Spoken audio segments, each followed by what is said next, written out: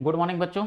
हम लोग आधुनिक भारत का इतिहास पढ़ रहे हैं और इसमें हम लोग जो राष्ट्रीय आंदोलन का द्वितीय चरण है उसको देख रहे हैं।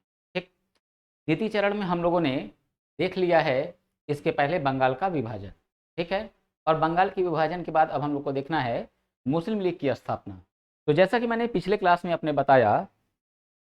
पिछले क्लास में मैंने बताया कि 1905 में लॉर्ड कर्जन क्या करेगा, बंगाल का विभाजन करेगा।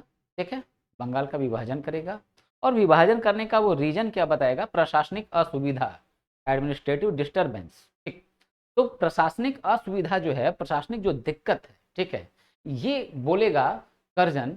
ठीक, और बंगाल का कर देगा विभाजन। मगर जो रियल कारण होगा, रीजन जो होगा वो क्या होगा, अब वास्तविक कारण जो होगा वो ये होगा कि राष्ट्रवाद की भावना को कम करना या हिंदू मुस्लिम एकता को तोड़ना। ठीक है, हिंदू मुस्लिम एकता को तोड़ना। ठीक है, ये बात मैंने आप लोग को देखिए पीछे क्लास में बताया हुआ है। ठीक है, वास्तविक कारण क्या है, हिंदू मुस्लिम एकता को तोड़ना। ठीक है, और मैंने जो है यहाँ पे लिखा हुआ था कल कल की क्लास में कि राष्ट्रवाद की भावना को खत्म करना, ये इनका उद्देश्य था।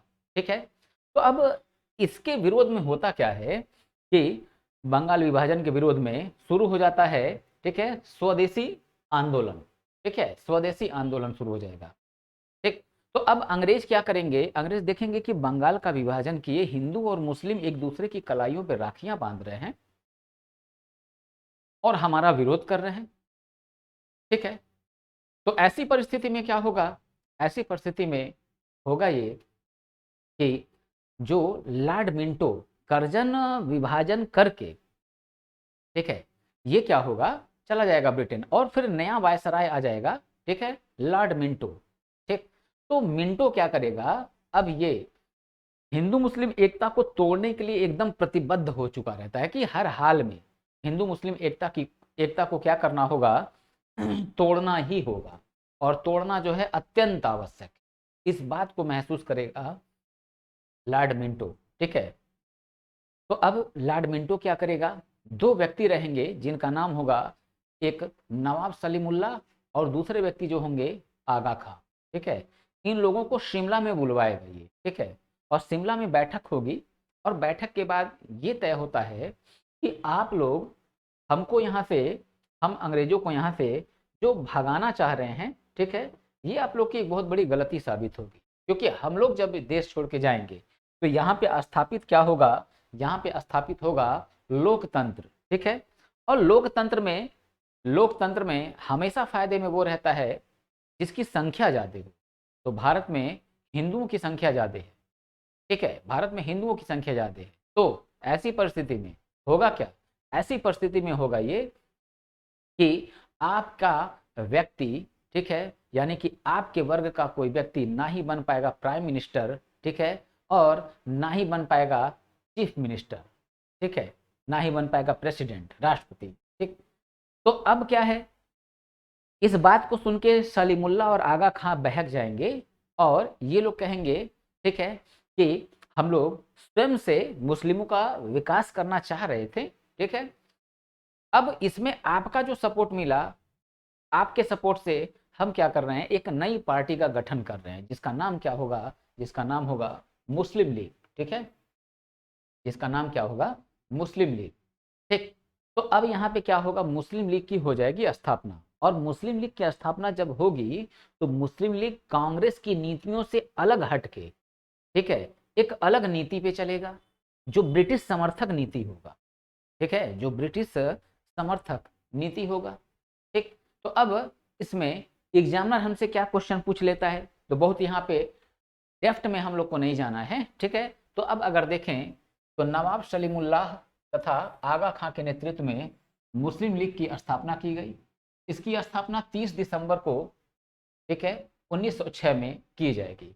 और इसकी जो फर्स्ट सीटिंग होगी वो कहाँ होगी, वो ढाका में होगी।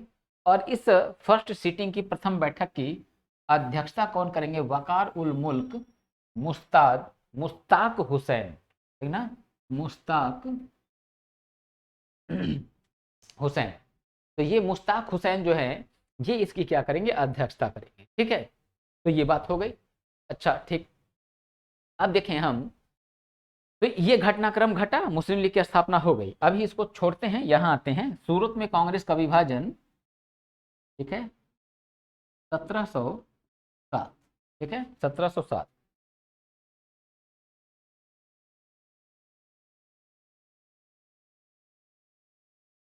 सूरत में कांग्रेस का विभाजन 1707, ठीक है। अब देखो बच्चों, 1707 में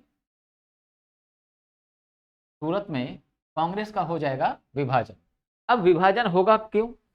देखो बच्चों, जो विभाजन का जो मेन रीजन था, ठीक है, कांग्रेस में विभाजन का जो मेन रीजन था, वो रीजन ये था कि जब स्वदेशी आंदोलन शुरू हुआ, तो इस स्वदेशी मूवमेंट को उग्रवादी पूरे भारतीय स्तर पर फैलाने की बात कर रहे थे, जबकि उदारवादी जो है वो कह रहे थे कि मैटर बंगाल का है, विभाजन बंगाल का हुआ है, तो स्वदेशी मूवमेंट जो है ये बंगाल तक सीमित रहना चाहिए। अब इसी बात पे दोनों धड़ों में जो है वाद विवाद चल रहा था, ठीक है।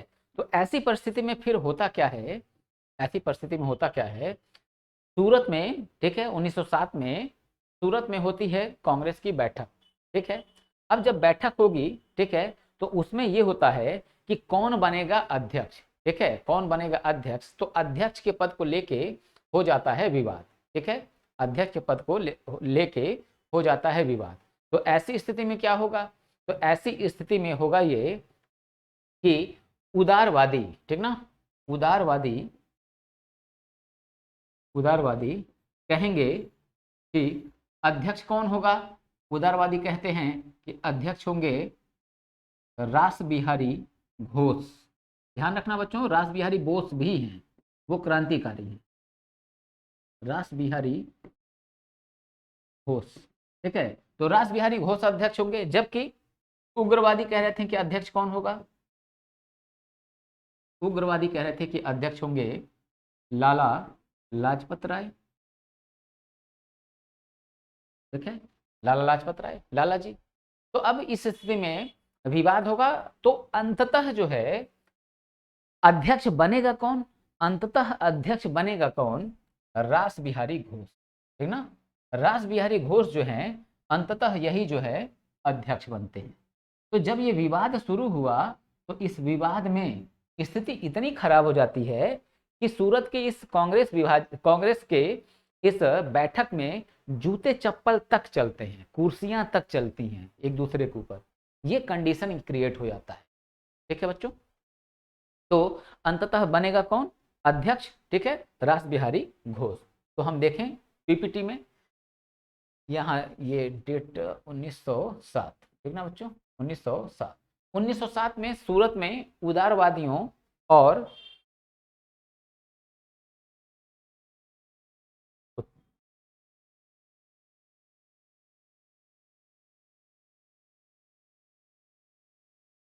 ठीक है, 1907 इसको कर दिया, ठीक है। तो 1907 में सूरत में उदारवादियों और उग्रवादियों में अध्यक्ष के पद को लेकर विवाद शुरू हुआ, जिसके कारण कांग्रेस दो भागों में विभाजित हो गई, एक को नरमपंथी तथा दूसरे को गरमपंथी कहा गया, ठीक। अब अध्यक्ष पद के इस विवाद में उदारवादी अंततः सफल हुए और उन्होंने अपना अध्यक्ष रास बिहारी घोष को बनाया, ठीक है। तो यहां थोड़ा सा बच्चों लाइन में थोड़ा सा करेक्ट करूं, ठीक है,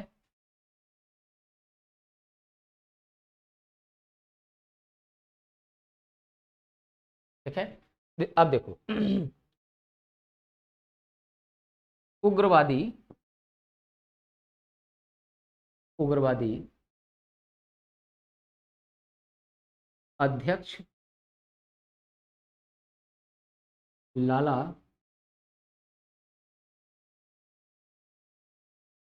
लाला लाजपत राय को को बनाना चाहते थे बनाना चाहते थे, जबकि जबकि उदारवादी उदारवादी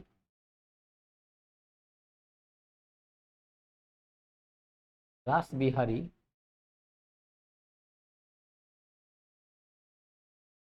घोष को बनाना चाहते थे, ठीक है, चाहते थे। तो ये बात बच्चों ध्यान में रखना है। और अंततः सफल कौन होगा?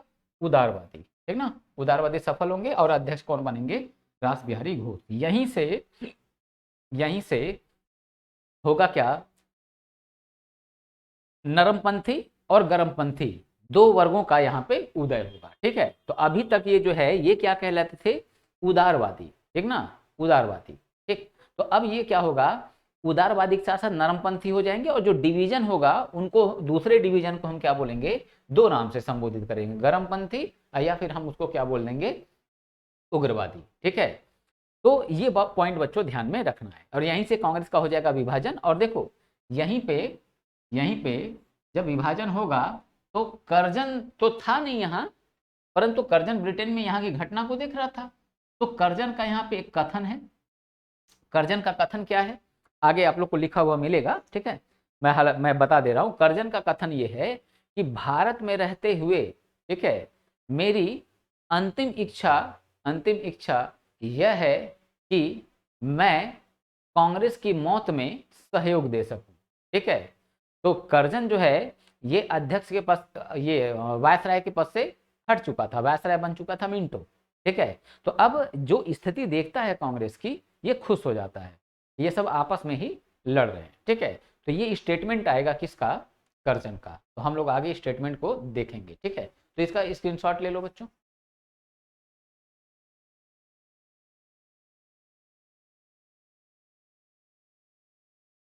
ठीक है, चलो अब देखते हैं हम। अब 1707 में कांग्रेस का विभाजन हो गया, ठीक। अब देखो अंग्रेज यही नहीं रुकेंगे। अब अंग्रेज क्या करेंगे? मुस्लिम लीग का तो निर्माण करा ही दिए सब। मुस्लिम लीग का निर्माण कराने के बाद अब ये एक सबसे गंदा गेम खेलेंगे। और जो सबसे गंदा इन लोग का कार्य होगा, सबसे जो गंदा कार्य होगा, वो गंदा कार्य क्या होगा? वो गंदा कार्य बच्चों ये होगा कि ये अब मॉर्लेमेंटो, ठीक ना, मॉर्लेमेंटो अधिनियम ये पास करेंगे, ठीक है। जिसके द्वारा किया जाएगा, जिसके द्वारा किया ये जाएगा कि मुसलमानों को पृथक निर्वाचन क्षेत्र प्रदान किया जाएगा। जिसका तात्पर्य क्या होगा कि वो क्षेत्र जिसमें केवल और केवल मुस्लिम जनता, ठीक है, वोट डालेगी और मुस्लिम वर्ग का व्यक्ति ही क्या होगा? चुनाव लड़ेगा। अब समस्या इससे क्या होगी? समस्या इससे ये होगी कि हिंदुओं को अगर वोट देने का अधिकार, चुनाव लड़ने का अधिकार नहीं प्राप्त होगा तो कहीं ना कहीं हिंदुओं के मन में मुसलमानों के प्रति नफरत बढ़ेगी। और यही चाह रहा था मिंटो, और वो अपने उद्देश्यों में सफल भी हो रहा था, ठीक है। इसीलिए 1909 के अधिनियम को हम मार्ले मिंटो सुधार अधिनियम बोलते हैं, ठीक ना। तो मिंटो वायसराय और मार्ले जो है, ठीक है, ये क्या है? भारत सचिव, भारत सचिव, ठीक है, भारत सचिव। तो अब हिंदुओं के मन में मुस्लिमों के प्रति रोष उत्पन्न होगा, गुस्सा उत्पन्न होगा। तो जब गुस्सा उत्पन्न होगा तो इसकी प्रतिक्रिया दिखेगी। तो जब दिखेगी तब अंग्रेज फिर समझाएंगे मुसलमानों को कि देखो तुम लोगों को थोड़ी सी रियायत क्या दिए, हिंदुओं के अंदर किस तरह से जो है उबाल आ रहा है, समझ रहे हो ना, उबाल आ रहा है। जैसे आज की डेट में, जैसे ईडब्ल्यूएस को रिजर्वेशन दिया गया, ठीक है। तो जो रिजर्व कैटेगरी का जो व्यक्ति है, जो पहले से रिजर्वेशन पा रहे हैं, वो कह रहे हैं कि ये गलत हुआ है। तो हर वर्ग क्या है? अपने फायदे के अनुसार जो है चीजों को डिफाइन करने का प्रयास करता है, ठीक है, ये होती है। मगर हम अगर देखें कि ईडब्ल्यूएस को जो आरक्षण मिला है वो सही है या गलत, तो ये लिबरल होकर थोड़ा सोचने की जरूरत है, ठीक है, कि सही है या गलत। इसका जवाब खुद ब खुद मिल जाएगा। स्वार्थ से थोड़ा सा ऊपर उठ के अगर हम सोचेंगे तो इसका जवाब खुद ब खुद मिल जाएगा। और जो लोग आरक्षण का विरोध करते हैं वो भी थोड़ा स्वार्थ से ऊपर उठ के देखेंगे तो उनको भी उस बात का जवाब मिल जाएगा। यहाँ मैं अपनी तरफ से कोई जो है प्रतिक्रिया नहीं दूंगा, या आप खुद सोच सकते हैं, ठीक। तो देखो यहाँ पे क्या होगा, मुसलमानों को अब ये बात लग जाएगी कि यार हाँ, हिंदू जो है यहाँ पे देखो थोड़ा सा हमको फायदा हो रहा है, तो इन्हें इतनी दिक्कत हो रही है। तो यहीं से मुसलमान और हिंदू जो हैं, ठीक है, उनमें दूरियां उत्पन्न, खाई जो है ये बढ़ता चला जाए, ठीक है। और अंग्रेजों के द्वारा किया गया ये कार्य, अगर उनके घृणित कार्यों की अगर काउंटिंग की जाए और टॉप टॉप 5 जो है इनके गंदे कामों की अगर एक सूची बनाई जाए, ठीक है, तो उस टॉप 5 में ये कार्य आ जाएगा, ठीक है बच्चों, आ जाएगा, ठीक है। तो मॉर्लेमेंटो सुधार ले आए, ठीक। अब इसके बाद ये आया दूसरी तरफ बच्चों, यहाँ ध्यान दो, 1905 में जो विरोध शुरू हुआ था बंगाल विभाजन का, वो अभी चल रहा है। एक तरफ विरोध चल रहा है, दूसरी तरफ ये घटना भी अंदर अंदर घट रही है, समझ लो ना। पार्लियामेंट सुधार, कांग्रेस का विभाजन, मुस्लिम लीग की स्थापना, ये सब चल रहा है, ठीक है, ये सब चल रहा है। और दूसरी तरफ स्वदेशी आंदोलन भी चल रहा है, ठीक, स्वदेशी आंदोलन भी चल रहा है। तो अब ये आंदोलन दिखाएगा अपना असर, और नतीजा क्या होगा, इस बंगाल के विभाजन को क्या किया जाएगा, रद्द किया जाएगा, ठीक। और रद्द कैसे होगा, तो दिल्ली में दरबार का आयोजन किया जाएगा, जिसको कहते हैं दिल्ली दरबार, ठीक ना। कब आयोजन होगा, 1911 में। और इसी समय महारानी और सम्राट के लिए एक गेट बनेगा, ठीक है, जिसको हम क्या बोलते हैं, इंडिया गेट, समझ लो ना, इंडिया गेट। तो जो दिल्ली में इंडिया गेट है, समझ लो ना, इंडिया गेट, ये निर्माण कब हुआ, ये इसी समय निर्माण हुआ, महारानी के आगमन के लिए, ठीक है। तो दिल्ली दरबार का आयोजन होगा, ठीक है, महारानी और ब्रिटेन के महाराज जो हैं, ठीक है, ये दोनों आएंगे, ठीक है, जॉर्ज पंचम और विलियम मेरी, ठीक है। तो ये दोनों लोग आएंगे, और इसके बाद से आने के बाद होगा क्या, बंगाल के विभाजन को क्या किया जाएगा, रद्द कर दिया जाएगा। और रद्द करने के बाद, बंगाल का विभाजन जब रद्द होगा, तो रद्द करने के बाद जो हमारी राजधानी थी भारत की, वो राजधानी पहले कलकत्ता हुई करती थी, ठीक है। तो अब राजधानी का स्थानांतरण हो जाएगा, और राजधानी कहाँ चली जाएगी, दिल्ली में, क्योंकि बवाल का जो गढ़ था वो बंगाल था, ठीक ना। पूरा जो विवाद का जो केंद्र है, वो केंद्र कौन है, वो बंगाल है, बात समझ में आई। तो बंगाल है। तो अब राजधानी का क्या किया जाएगा, स्थानांतरण। तो अब क्वेश्चन यहाँ दो टाइप के बनेंगे। क्वेश्चन क्या बनेगा, बंगाल विभाजन के विरोध में, ठीक है, स्वदेशी मूवमेंट चला। अब ये स्वदेशी मूवमेंट जो है चलता रहेगा, नतीजा क्या होगा, महारानी और महाराज जो हैं, जॉर्ज पंचम और विलियम मेरी भारत आएंगे, दिल्ली दरबार का किया जाएगा आयोजन, और इस आयोजन में राजधानी का किया जाएगा स्थानांतरण। तो क्वेश्चन ये है कि कलकत्ता की बजाय भारत की राजधानी दिल्ली होगी, ये कब कहा गया। तो बच्चों ध्यान रखना, ये कहा गया 1911 में। और अगर क्वेश्चन ये पूछा कि कलकत्ता की बजाय दिल्ली को राजधानी के रूप में प्रयोग किस वर्ष से किया जाने लगा, तो 1912, अप्रैल 1912, ठीक है। तो 1912 से राजधानी के रूप में प्रयोग होने लगेगा, किसका, दिल्ली का।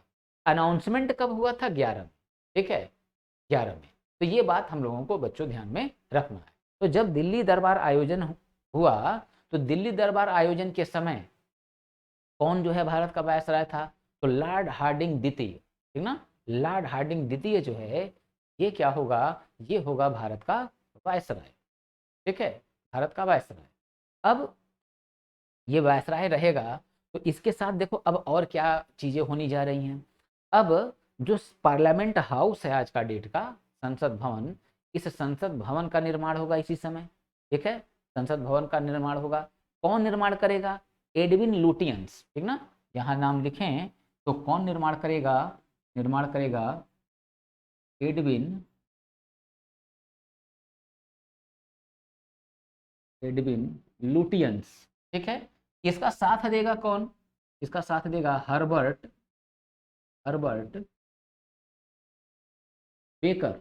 हर्बर्ट बेकर जो है ये साथ देगा, और होगा क्या, तीन चीजों के निर्माण होंगे। पहला, इंडिया गेट बनेगा,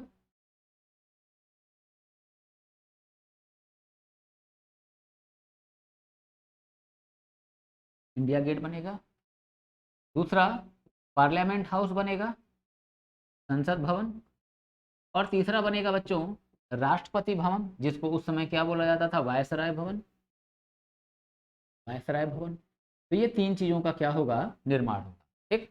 तो अब कौन डिजाइन बनाया? एडविन लुटियंस ने, ठीक है। किसका साथ पाकर? हर्बर्ट बेकर का साथ पाकर, ठीक है। कौन कौन से 3 भवन स्थापित हुए? तो इंडिया गेट, संसद भवन, वायसराय भवन, जिसको आज की डेट में हम क्या बोलते हैं? राष्ट्रपति भवन, ठीक। तो अब देखेंगे क्या ये इतनी बातें, ठीक है, हम लोग के पीपीटी में है, ठीक है। नहीं होगा कोई दिक्कत नहीं है, मैं बता रखा हूँ तो लिखवा भी दूंगा, ठीक है। चलिए आगे चेक करते हैं बच्चों, ठीक है। चलो देखते हैं।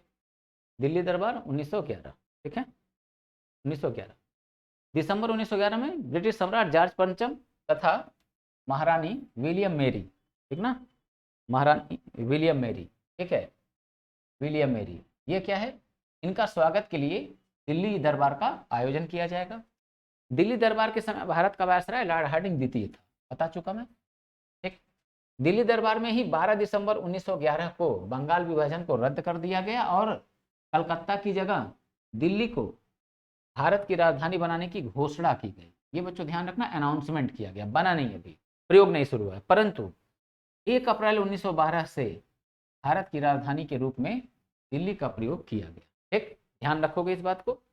अंग्रेजों ने दिल्ली के दक्षिण में एक नया शहर नई दिल्ली को बसाया, ठीक ना, नई दिल्ली को बसाया। इसकी स्थापना कौन किया था? Edwin Lutyens. किसके साथ मिलके? हर्बर्ट बेकर के साथ मिलके। एडविन लुटियंस ने नई दिल्ली के साथ ही इंडिया गेट, राष्ट्रपति भवन जिसको हम वायसराय भवन बोलते हैं, तथा संसद भवन का क्या किया? निर्माण किया, ठीक है। तो ये इतनी बात बच्चों मैंने बताया था, इसका स्क्रीनशॉट लेना हो ले।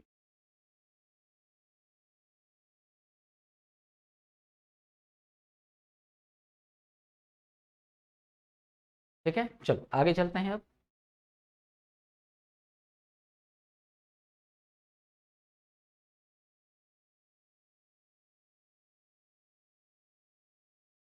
ठीक है, अच्छा, तो अब ये इतनी बात हो गई बच्चों।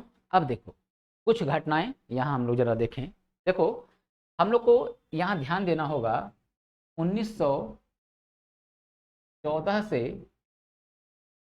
1918 तक एक घटना घटित होगी, चलेगा? वो क्या होगा? प्रथम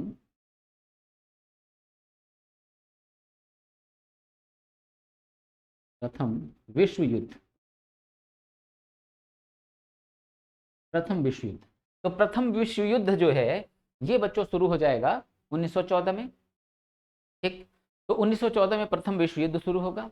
अब ये जो विश्व युद्ध होगा, इस विश्व युद्ध में हम लोग देखेंगे क्या कि ब्रिटेन, फ्रांस, संयुक्त राज्य अमेरिका, रूस, ये एक तरफ होंगे जिनको हम कहेंगे मित्र राष्ट्र, और दूसरा जो होगा धुरी राष्ट्र, जिसमें जिसमें जर्मनी, ठीक है, तुर्की, ऑस्ट्रिया, ठीक है, ऑस्ट्रिया, ये सब जो देश होंगे, ठीक है, ये किधर होंगे? ये धुरी राष्ट्र में होंगे। तो पूरी दुनिया 2 भाग में बट चुकी थी, ठीक है। तो अब इसमें लड़ाइयाँ जो होंगी, तो अब यहाँ इसका जिक्र क्यों हो रहा है? यहाँ जिक्र इसलिए हो रहा है कि बच्चों देखो, प्रथम विश्व युद्ध जब शुरू होगा तो देखो मुस्लिम लीग का थोड़ा रोल देखो, इनको झटका देखो कैसे लगने वाला है। मुस्लिम लीग को, मुस्लिम लीग कांग्रेस से अलग नीति पे चलने लगी, ठीक। अब अलग नीति पे चल रही है मुस्लिम लीग, तो होगा क्या?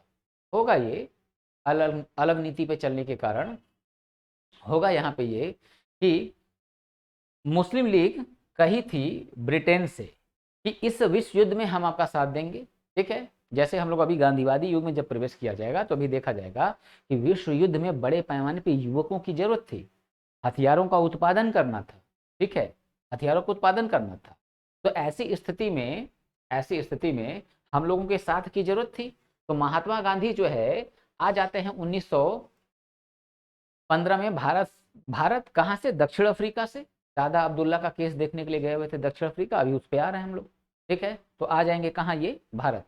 अब जब भारत में आ जाएंगे तो ये अंग्रेजों की मदद करने के लिए कहते हैं भारतीयों से, सेना में भर्ती होने के लिए बोलते हैं महात्मा गांधी, ठीक है। तो सेना में भर्ती होने के लिए जब ये बोलेंगे तो इनको कहा जाएगा सेना में भर्ती करने वाला सार्जेंट, ठीक है। और गांधी के इस कार्य से प्रसन्न होकर अंग्रेज इनको कैसरे हिंद की उपाधि दे देंगे। और तो और गांधी अंग्रेजों की मदद करने के लिए एक एम्बुलेंस कोर की स्थापना कर देंगे कि घायलों को जो है हॉस्पिटल पहुंचाते थे, उनका जो है प्राथमिक उपचार करते थे और करके हॉस्पिटल पहुंचवाते थे। तो एम्बुलेंस कोर की स्थापना करेंगे। तो इससे प्रसन्न होंगे अंग्रेज और होगा क्या, इनको कैसरे हिंद की उपाधि दे देंगे। तो मुस्लिम लीग जो है ये सपोर्ट कर रही थी। तो सपोर्ट जब कर रही थी तो इसकी एक शर्त थी। शर्त ये थी कि आप तुर्की के खिलाफ कोई कार्रवाई मत करिएगा। अंग्रेजों ने कहा नहीं करेंगे, तुम लोग सपोर्ट करो, मगर अंग्रेजों ने अपने वादे को निभाया नहीं, ठीक है, और तुर्की के खिलाफ, ठीक है, काम किया, ठीक है, और उनके ऊपर आक्रमण किए। और तुर्की को ये क्या करते हैं, दो भाग में बांट देंगे, ठीक है। ये तुर्की इस तरह से एक पार्ट जो होगा, एक पार्ट इधर फ्रांस ले लेगा, दूसरा जो है ब्रिटेन ले लेगा, ठीक ना, ब्रिटेन, और बीच वाला जो है ये तुर्की के लिए क्षेत्र जो है बचा रह जाएगा, ठीक ना। तो छोटा सा क्षेत्र छोड़ देते हैं तुर्की के लिए, ठीक है। तो तुर्की देश का अपना ये अस्तित्व। तो अब इससे जो है मुस्लिम लीग नाराज हो जाएगी। अब मुस्लिम लीग नाराज क्यों हो जाएगा, इसलिए नाराज हो जाएगा क्योंकि इसी तुर्की में बैठता था कौन, खलीफा। इसी तुर्की में बैठता था खलीफा। खलीफा कौन है, पूरी दुनिया के मुस्लिमों का ये है धर्मगुरु, ठीक, जो ये कहता था पूरी दुनिया के मुसलमान मानते थे। ठीक उसी तरह जैसे पीछे हम लोगों ने जाना था कि बैठता था पोप, इटली में पोप, तो पोप जो कह देता था पूरी दुनिया के ईसाई उसकी बात मानते थे। धीरे धीरे पोप की सत्ता क्या होती है, कमजोर हो जाती है, और पोप जो है, ठीक है, पोप का पावर खत्म हो जाएगा और उसको उसके उसके संप्रभुता के अनुसार क्या करेंगे, एक क्षेत्र दे देंगे जिसका नाम क्या होगा, वेटिकन सिटी, ठीक ना, वेटिकन सिटी, जिसकी कुल संख्या ही लगभग 1000 है, ठीक ना, जनसंख्या ही पूरा 1000 है। तो वेटिकन सिटी वो भी इटली में, ठीक है, तो वहां पे दे देते हैं, वहीं पे पोप अपनी जो है सत्ता चलाता है, ठीक ना, संप्रभु है वो वहां पे, ठीक है, बस, ठीक। तो खलीफा के खिलाफ कार्रवाई अंग्रेज कर देंगे, ठीक, तुर्की का विभाजन कर देंगे। इससे क्या होगा, मुस्लिम लीग नाराज हो जाएगी, और नाराज होके ये जिस कांग्रेस से अलग हो गई थी, अब ये क्या होगा, उस कांग्रेस के साथ फिर से ये जुड़ जाएंगे, ठीक ना, फिर से जुड़ जाएंगे। तो दो घटनाओं के दृष्टिकोण से लखनऊ समझौता जो है ये बच्चों महत्वपूर्ण हो जाता है, ठीक ना, महत्वपूर्ण हो जाता है।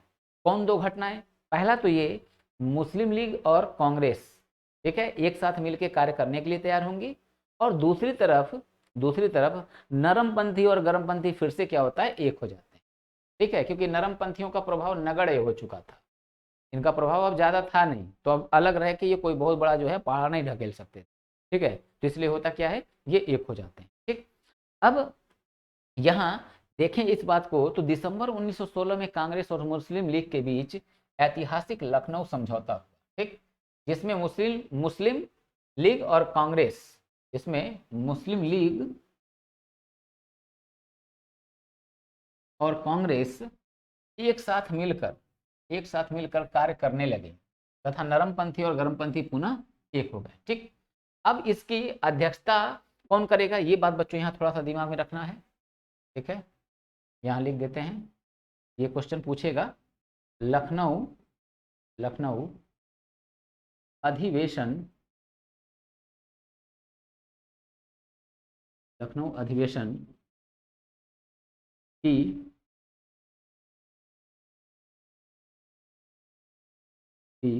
अध्यक्षता कौन करेगा, तो एक व्यक्ति है जिनका नाम है अंबिका चरण मजूमदार,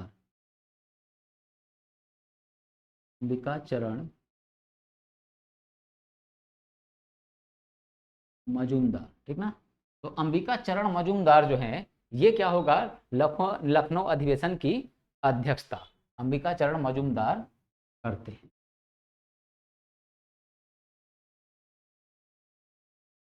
बात क्लियर, ठीक है। तो अंबिका चरण मजूमदार क्या करेंगे, अध्यक्षता करेंगे, ठीक है। तो ये इतना पॉइंट आपको ध्यान में रखना है, पहले इसका स्क्रीनशॉट ले लो बच्चों, क्योंकि ऊपर करूंगा तो अभी ये मिट जाएगा, ठीक है।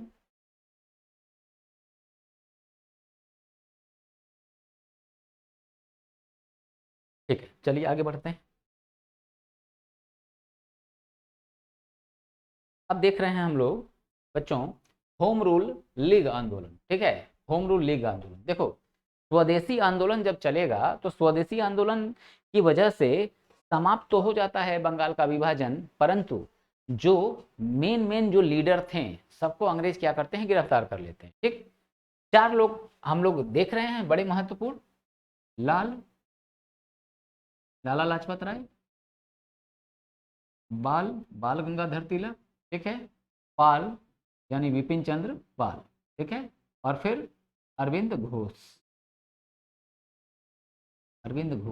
ये चारों के चारों लोग अपने आप में बड़े महत्वपूर्ण थे। ठीक है, गर्मपंथी में। ठीक, तो अब देखो होगा क्या कि विपिन चंद्र पाल जो है ये, और दूसरा अरविंद घोष, ये दोनों लोग क्या होता है ना, ये दोनों लोग राजनीति से ले लेते हैं संन्यास। जब गिरफ्तार होकर ये लोग छूटेंगे तो ये लोग राजनीति से ले लेते हैं संन्यास। और ये अरविंद घोष जो है ये क्या करेंगे, ये एक आश्रम की स्थापना कर लेते हैं। ठीक है, ओरीविले आश्रम। ठीक है, तो ओरीविले आश्रम की स्थापना कर लेंगे घोष, और ये भी जो है इस राजनीति से हो जाते हैं बाहर। ठीक है, बचे बाल गंगाधर तिलक, तो इनको कठोर कारावास की सजा दी गई क्योंकि ये सबसे मुख्य व्यक्ति थे। तो 6 साल के लिए इनको कहाँ भेज दिया जाएगा, मांडले जेल। 6 साल के लिए इनको भेज दिया जाएगा मांडले जेल। ठीक है, और लाला लाजपत राय, ठीक है, ये छूट जाता है। अब ये थोड़ा अकेले पड़ गए थे। ठीक है, और जब इधर इधर 6 साल बाद छूटेंगे बाल गंगाधर तिलक, तो अब देखो क्या होगा। अब होगा ये कि एक नाम आप लोग सुने होंगे, एनी बेसेंट, ठीक ना,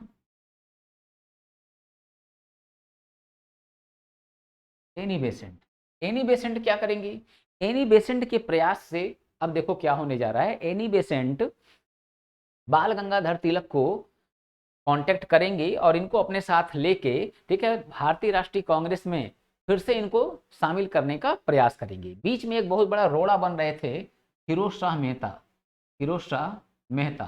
तो फिरोज शाह मेहता की हो जाती है बच्चों मृत्यु, तो बीच का जो रोड़ा था ये खत्म हो गया। ठीक है, तो इससे क्या होगा, तिलक की एंट्री, ठीक है, कांग्रेस में पुनः हो जाएगी और होम रूल लीग आंदोलन की शुरुआत होगी। तो अब देखो, होम रूल यानी गृह शासन, हमारा खुद का शासन। तो ये शुरू कहाँ हुआ, ये शुरू होता है बच्चों आयरलैंड में, और आयरलैंड में नेता रहते हैं जिनका नाम रहता है रेडमांड। ठीक ना, तो रेडमांड नाम के जो नेता थे, इन्होंने शुरू किया था कहाँ पे, आयरलैंड में। ठीक है, होम रूल लीग, गृह शासन आंदोलन। ठीक, अब ये शुरू किया। ठीक, तो अब देखो होम रूल लीग, अब चूंकि एनी बेसेंट भी आयरलैंड की थी, तो आयरलैंड जब वो गई तो आयरलैंड में उन्होंने देखा कि होम रूल लीग काफ़ी अच्छा चल रहा है, तो इनको लगा भारत में भी, ठीक है, इसकी स्थापना होनी चाहिए। तो ये क्या करती हैं, बात करती हैं किससे, बात करती हैं ये जोसेफ बपतिस्ता। ठीक ना, तो जोसेफ बपतिस्ता से बात करती हैं, और बात करने के बाद कहती हैं कि भारत में भी इसकी एक शाखा होनी चाहिए। ठीक है, तो अब ऐसी स्थिति में क्या होगा कि होम रूल लीग की, ठीक है, एक शाखा स्थापित होगी कहाँ, भारत में। ठीक है, तो किसके सलाह पे, जोसेफ बपतिस्ता के सलाह पे भारत में स्थापित होगा होम रूल लीग। ठीक, अब ये होम रूल लीग स्थापित जब होगा तो भारत में स्थापित सुझाव कौन दिया, जोसेफ बपतिस्ता ने। ठीक, परंतु यहाँ पे स्टेब्लिश करेगा कौन, स्टेब्लिश करेंगे 2 लोग मिलके, एक एनी बेसेंट और दूसरा बाल गंगाधर तिलक। तो बाल गंगाधर तिलक जिस होम रूल लीग की स्थापना करेंगे वो कहाँ पे होगा। ठीक है, तो वो बच्चों इसकी स्थापना हम देखें तो बाल गंगाधर तिलक द्वारा होम रूल लीग की स्थापना 28 अप्रैल 1916 को की गई। इनके होम रूल लीग जो है जनसंख्या की दृष्टिकोण से सबसे बड़ा था। ठीक है, सबसे बड़ा था। तो यहाँ बच्चों हमको एक पॉइंट ऐड करना है, 28 अप्रैल 1916 को की गई। ठीक है, की गई। अब ये कहाँ किया गया, ये किया गया है बेलगांव में। ठीक ना, बेलगांव कर्नाटक, ठीक ना, बेलगांव। तो बेलगांव में करेंगे स्थापना बाल गंगाधर तिलक। ठीक, और इनके होम रूल लीग का नाम क्या होगा, होम रूल लीग ही होगा। ठीक, और दूसरी तरफ एनी बेसेंट भी स्थापना करेंगी। अब ये कब करेंगी, 1 सितंबर 1916 को। यहाँ अप्रैल में पहले तिलक की है, बाद में बेसेंट की। तो बेसेंट जब करेंगे तो इनके होम रूल लीग का नाम क्या होगा, भारतीय होम रूल लीग। ठीक ना, इंडियन होम रूल लीग। तो इंडियन होम रूल लीग के नाम से ये स्थापित करेंगी। ठीक है, अब ये कहाँ करेंगी, ये करेंगी मद्रास में, ठीक ना, ये कहाँ करेंगी, ये करेंगी मद्रास में, मद्रास में। ठीक, अब देखो ये मद्रास में शुरू करती हैं, ठीक है, मद्रास में शुरू करती हैं। अब यहाँ से क्वेश्चन बन जाते हैं बच्चों, क्या क्वेश्चन बन जाएगा, क्वेश्चन बन जाता है कि तिलक का होम रूल लीग और बेसेंट का होम रूल लीग किन बातों में भिन्न था, क्या अंतर इन लोगों के होम रूल लीग में था, दोनों लोग के होम रूल लीग में। तो दोनों लोग के होम रूल लीग में अंतर ये था कि बेसेंट का जो होम रूल लीग है शाखाओं की दृष्टिकोण से बहुत बड़ा था, यानी इनके ब्रांचेज बहुत ज्यादा थे, और तिलक का जो होम रूल लीग था उसके ब्रांचेज कम थे, बेलगांव, पूना, ठीक ना, महाराष्ट्र यहीं तक सिमट के था, मगर संख्या जो है वो बहुत ज्यादा थी, इसमें सदस्य जो है वो ज्यादा थे। तो शाखाओं की दृष्टिकोण से एनी बेसेंट और जनसंख्या के दृष्टिकोण से, ठीक है, सबसे ज्यादा मजबूत कौन होगा, बाल गंगाधर तिलक का होगा। ठीक, तो ये बात बच्चों यहाँ पे स्क्रीनशॉट इसका निकाल लो।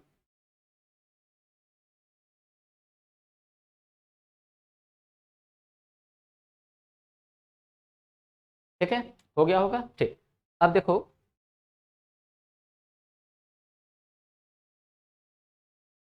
अब हम देखते हैं राष्ट्रीय आंदोलन का तृतीय चरण। अब राष्ट्रीय आंदोलन का तृतीय चरण ये क्यों स्टार्ट हो जा रहा है, इसको थोड़ा सा हम क्लियर कर दें। ठीक है, इसको क्लियर कर दें। अब देखो तृतीय चरण इसलिए शुरू हो जाएगा, अंग्रेज अंग्रेज क्या करेंगे 1919 में, ठीक है, अंग्रेज क्या करेंगे 1919 में एक एक्ट ला देंगे जिसका नाम क्या होगा, मॉन्टेग्यू, संविधान में मैंने पढ़ा रखा है, मॉन्टेग्यू चेम्सफोर्ड, चेम्सफोर्ड सुधार। तो मॉन्टेग्यू चेम्सफोर्ड सुधार अधिनियम 1919 ये आ जाएगा। आने से होता क्या है, आने से होता ये है बच्चों कि एनी बेसेंट, एनी बेसेंट ये क्या होगा, एनी बेसेंट ये इस मॉन्टेग्यू चेम्सफोर्ड सुधार से संतुष्ट हो जाती हैं, और संतुष्ट होके ये क्या करेंगे, होम रूल लीग जो आंदोलन चल रहा था इसको ये क्या करेंगी, इसको ये कर देती हैं खत्म। ठीक ना, तो होम रूल लीग आंदोलन को क्या होगा, खत्म कर दिया जाएगा एनी बेसेंट के द्वारा। बचे बाल गंगाधर तिलक। तो मैंने समाज सुधार आंदोलन के चैप्टर में बताया था कि अगर संस्थाओं की दृष्टिकोण से पूछा कि वेलेंटाइन शिरोल ने अपनी पुस्तक इंडियन अनरेस्ट में किसे जो है भारत में अशांति का जन्मदाता कहा है, तो आर्य समाज। और अगर पूछा कि वेलेंटाइन शिरोल ने इंडियन अनरेस्ट में किस व्यक्ति को अशांति का जन्मदाता बोला है, तो आंसर क्या है, तिलक। तो अब इसी वेलेंटाइन शिरोल के ऊपर मुकदमा दर्ज कर देंगे बाल गंगाधर तिलक, और उस मुकदमे की पैरवी के लिए चले जाते हैं कहाँ, ये चले जाते हैं ब्रिटेन, लंदन। ठीक है, और लंदन चले जाने के कारण जो होम रूल लीग का नेतृत्व है वो नेतृत्व विहीन हो गया, जिसके कारण ये होम रूल लीग दोनों लोग का खत्म हो जाए। ठीक है, और जब वापस आते हैं होम रूल, वापस आते हैं जब बाल गंगाधर तिलक, ठीक है, तो इधर धीरे धीरे महात्मा गांधी का प्रभाव बढ़ चुका था। ठीक है, महात्मा गांधी का प्रभाव बढ़ चुका था, तो महात्मा गांधी, ठीक है, ये शुरू करने वाले थे असहयोग आंदोलन। ठीक है, असहयोग आंदोलन। संयोग से उसी समय क्या होता है, बाल गंगाधर तिलक की हो जाती है मृत्यु, और मृत्यु होता है 1919 में। ठीक ना, तो मृत्यु जब हो जाएगा, ठीक है, मृत्यु जब हो जाता है इनका, तो मृत्यु होने के बाद गांधी का प्रभाव पूरी तरह भारत में फैल जाता है। इसी वजह से 1919 का जो टाइम है यहाँ से हम क्या देखते हैं, गांधीवादी युग की शुरुआत हो जाती है। तो हम लोगों ने लिख रखा है गांधी युग 1919 से 1947। ठीक, चलो देखते हैं अब इनका कुछ बेसिक बात जो बच्चों लगभग ज़्यादा बच्चे जानते हैं, छोटे छोटे बच्चे, भाई कौन नहीं गांधी को पढ़ता है। ठीक है, ठीक है, महात्मा गांधी को कौन नहीं पढ़ता है, सब लोग पढ़ते हैं। तो बेसिक बात पता होती है, जैसे क्या, गांधी जी का, ठीक है, वास्तविक नाम क्या था, मोहनदास करमचंद गांधी। ठीक है, इनके पिता का नाम क्या था, करमचंद गांधी या काबा गांधी। ठीक है, काबा गांधी। इनकी माता का नाम क्या था? पुतलीबाई। पत्नी का नाम क्या था? कस्तूरबा। ठीक है, कस्तूरबा। इनके पिताजी क्या थे? इनके पिताजी दीवान थे। ठीक है, कहाँ के? पोरबंदर, राजकोट और बीकानेर के। ठीक, बीकानेर के। मगर एक बात नहीं पता होगी या कम बच्चों को पता होगा, गांधी जी को भारत के लोग प्यार से बुलाते हैं बापू, परंतु परंतु क्वेश्चन अगर ये पूछा बचपन में गांधी को लोग प्यार से क्या बोलते थे, तो आंसर क्या है? आंसर है मेनिया। ठीक ना, आंसर क्या होता है? मेनिया। तो अब यही बात देखें यहाँ पे, गांधी जी का वास्तविक नाम मोहनदास करमचंद गांधी था। इन्हें प्यार से मेनिया भी कहा जाता है। इनका जन्म 2 अक्टूबर 1869 हुआ था। ठीक है, कहाँ हुआ था? पोरबंदर में। पिता का नाम करमचंद्र गांधी था और माता जो है पुतलीबाई आ गया, माता पुतलीबाई। ठीक है, करमचंद्र गांधी जो हैं इन्हें काबा गांधी भी कहते हैं। ये भी पोरबंदर, राजकोट और बीकानेर के क्या थे? दीवान थे। ठीक ना, पैसे वाले व्यक्ति थे पिताजी। ठीक है, किसके? गांधी जी के। पत्नी का नाम क्या था महात्मा गांधी के? कस्तूरबा। ठीक ना, इंडियन नेशनल मूवमेंट में कस्तूरबा जी का रोल काफी इंपॉर्टेंट रहा है। अब होता क्या है, गांधी जी पढ़ाई के लिए, किस चीज की पढ़ाई के लिए? बैरिस्टर, वकालत, वकालत की पढ़ाई के लिए महात्मा गांधी चले गए थे। कहाँ? महात्मा गांधी गए हुए थे ब्रिटेन, है ना, लंदन। तो अब महात्मा गांधी जो है लंदन गए थे, वहां पे इन्होंने क्या किया? पढ़ाई किया। और पढ़ाई करने के बाद से हम क्या देखते हैं कि पढ़ाई करने के बाद से महात्मा गांधी वकील बन जाते हैं। मगर गांधी जो वकालत किए थे ये बड़े अच्छे वकील नहीं थे। ठीक ना, इनकी काउंटिंग बड़े अच्छे वकीलों में नहीं होती थी। ठीक, तो अब वकालत किया इन्होंने परंतु अच्छे वकीलों में गिनती नहीं होती थी। तो ये भारत में जब आएंगे, ठीक है, 1915 में, तो होगा क्या कि इसके पहले जब गांधी वकालत पूरा करके आते हैं भारत, तो इनको यहाँ पे कोई केस वेस मिलता नहीं है गांधी जी को। ठीक है, तो जब गांधी जी को कोई केस वेस मिलता नहीं है तो इनका एक मित्र था, ठीक है, दक्षिण अफ्रीका में रहता, जिसका नाम क्या था? दादा अब्दुल्ला। तो दादा अब्दुल्ला का केस लड़ने के लिए महात्मा गांधी जाते हैं कहाँ? दक्षिण अफ्रीका। तो दादा अब्दुल्ला बुलवाते हैं महात्मा गांधी को, तो महात्मा गांधी जाते हैं दक्षिण अफ्रीका। ट्रेन में सफर शुरू करेंगे तो वो क्या है? वो रिजर्व क्लास का, ठीक ना, स्लीपर क्लास का वो क्या करते हैं? ले लेते हैं टिकट।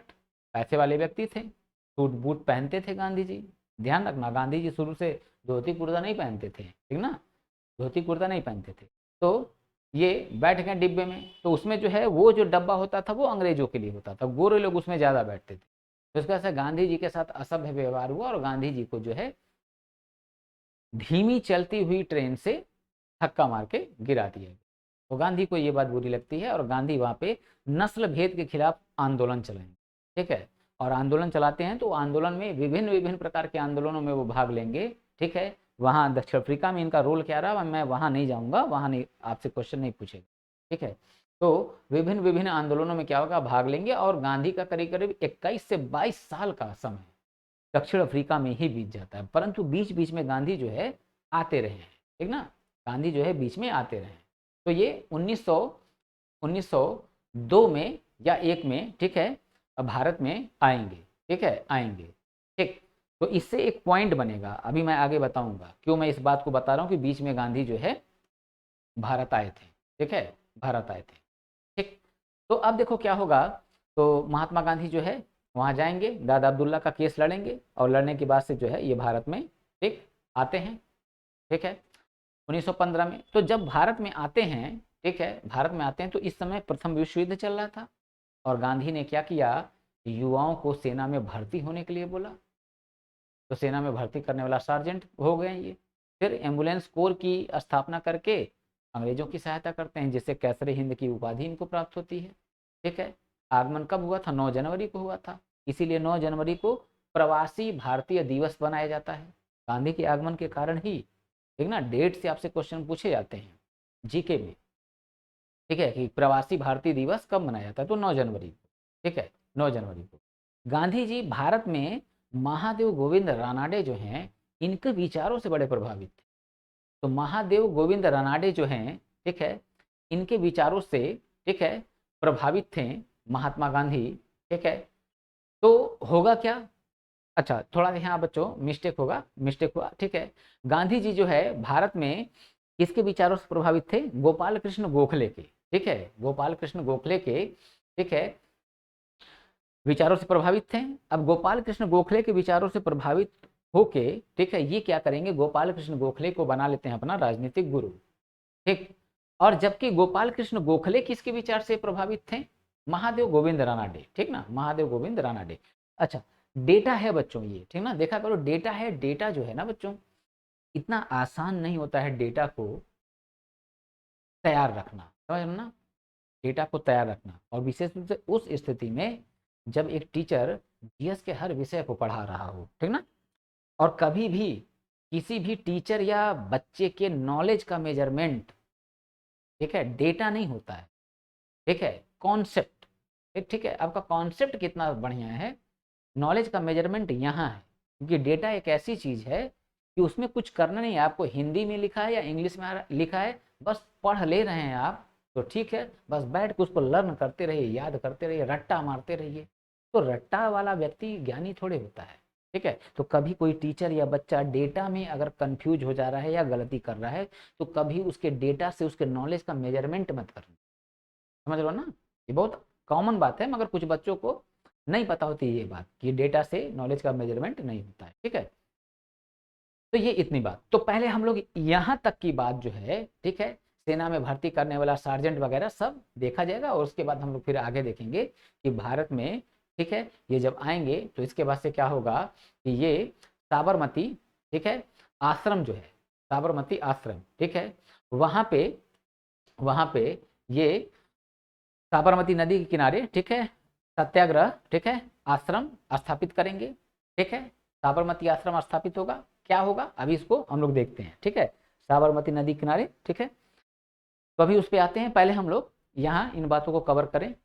तो 1892 में दक्षिण अफ्रीका के एक व्यापारी दादा अब्दुल्ला, ठीक है, क्लियर, इन्हीं के केस की पैरवी के लिए गांधी कहाँ गए थे, दक्षिण अफ्रीका, ठीक। दूसरी बात, गोपाल कृष्ण गोखले के राजनीतिक विचारों से काफी प्रभावित थे महात्मा गांधी, और आगे चलकर गोपाल कृष्ण गोखले को ये अपना क्या बना लेंगे, राजनीतिक गुरु। जबकि गोपाल कृष्ण के गोखले स्वयं किससे प्रभावित थे, महादेव गोविंद रानाडे से, जिसके कारण रानाडे के शिष्य थे गोपाल कृष्ण गोखले, ठीक। और महात्मा गांधी 9 जनवरी 1915, महात्मा गांधी 9 जनवरी 1915 को दक्षिण अफ्रीका से भारत आए। उस समय प्रथम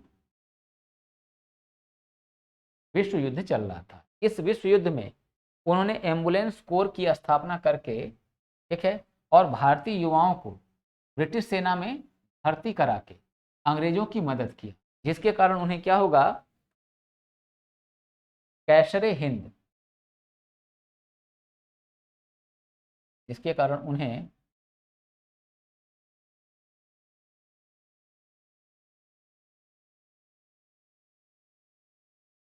कैसरे हिंद की उपाधि, ठीक है, उपाधि प्राप्त होगी, ठीक है, उपाधि प्राप्त होगी। युवाओं को सेना में भर्ती होने के लिए कहने के कारण उन्हें सेना में भर्ती करने वाला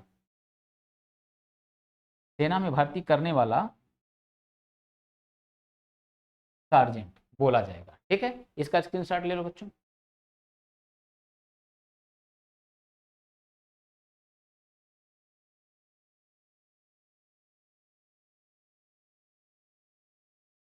ठीक है, चलिए, तो अब देखें, अब आगे तो मैंने क्या बताया कि महात्मा गांधी अब जब भारत आएंगे तो ये साबरमती नदी जो है वहीं पे उसी के किनारे साबरमती आश्रम की स्थापना करेंगे, ठीक है, साबरमती आश्रम की स्थापना करेंगे, जिसको हम सत्याग्रह आश्रम भी बोलते हैं, ठीक है, सत्याग्रह आश्रम भी बोलते हैं। तो अब गांधी इसके बाद क्या करने जा रहे हैं, उनके हम लोग अब आगे देखते हैं पॉइंट।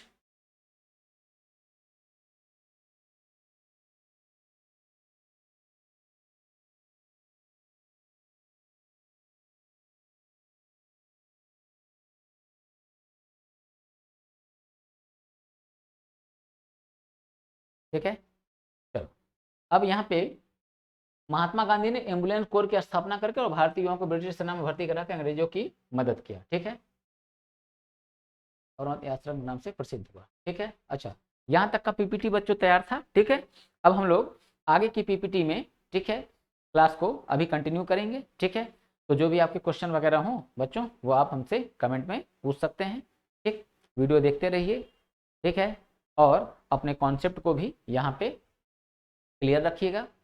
कॉन्सेप्ट से अगर क्वेश्चन बना तो आपके क्वेश्चन जो हैं वो गलत नहीं होने पाए। ठीक है, वीडियो को 1 से 2 बार, एक बार अच्छे से देख लीजिए, दूसरी बार जो है, ठीक है, उसकी स्पीड बढ़ा के देख लेंगे तो ये पूरा जो मैं बात बता रहा हूँ वो आपका तैयार हो जाएगा। ठीक है, चलिए, तो फिर हम लोग अब